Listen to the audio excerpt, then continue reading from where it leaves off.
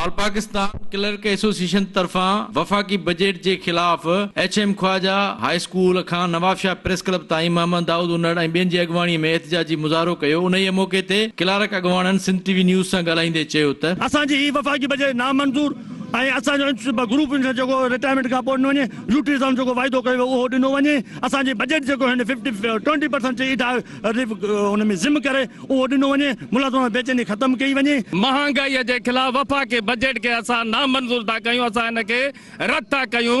शहीद बेनज़ीर आबाद मुकमल तौर वफ़ाक़ी बजट खे जेको आहे सो रद्द थी करे। वफ़ाक़ी बजट पेश थी आहे, इन जे ख़िलाफ़ अॼु असां रोडनि ते निकिरी आया आहियूं ऐं असां रोडनि जो जेको ही दाइरो वधायो आहे इंशाअल्लाह ताला असां जेको आहे सो मुल्क ते बि निकिरी ईंदासीं ऐं हीअ महांगाई जे तनासुब खे मद्देनज़र रखंदे असां सां नाइंसाफ़ी ऐं उन खां पोइ जेको आहे सो असांजी हिन में बजट में कटौती थिए पई थी पघारुनि में, उन जे ख़िलाफ़ निकिता आहियूं। असां गवर्नमेंट सां अपील था कयूं त इहे बजट खे नामंज़ूर था कयूं, इनखे वापसि वठी ऐं महांगाई जे तनासुब सां पघारूं वधायूं वञनि। वफ़ाक़ी हुकूमत जेतिरी महांगाई वधाई आहे उन हिसाब सां पघारूं न वधायूं आहिनि। पघारूं सिर्फ़ु 10% ऐं 15% वधायूं आहिनि, जॾहिं त महांगाई जेका आहे 50% 100% खां मथे थी वई आहे। क्लर्कनि सां इंसाफ़ कयो वञे, उन खां वरी हथ जोड़े बजट जेको ठाहे अचनि असां कॾहिं कंहिं सूरत में क़बूल कोन्हे कयो। जेको सरापा एहतजाज जेको थियो आहे मोहम्मद दाऊद उन जे सॾ सां लबे के चयो आहे, उन करे असां इंसाफ़ कयो वञे।